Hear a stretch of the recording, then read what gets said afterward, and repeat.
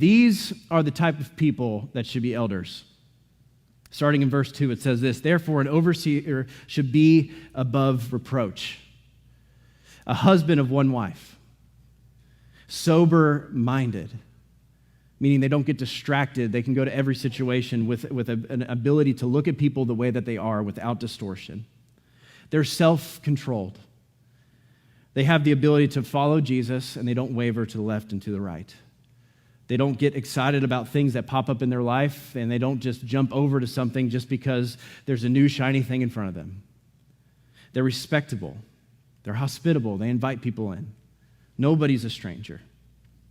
They're able to teach, meaning they can open up this word and they know the word and they can teach what's in here.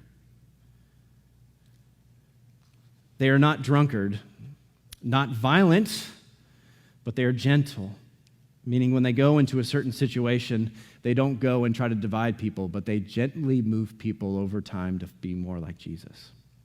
They're not quarrelsome. They don't try to fight. They don't gossip. They don't look for things to divide people to make themselves feel better or to point to a certain situation to come to a certain conclusion. They're not lovers of money.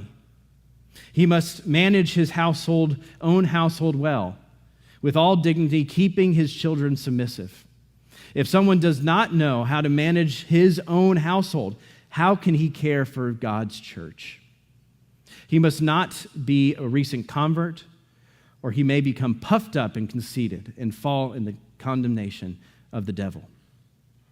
He must not be a recent convert because we see a lot of people in the church that have a lot of talent and a lot of love, but over time they fall away just so slightly because of something, a death in the family, a loss of a job, a frustration, and they kind of disappear for a while. These people have lived life, have suffered and seen what's on the other side of suffering.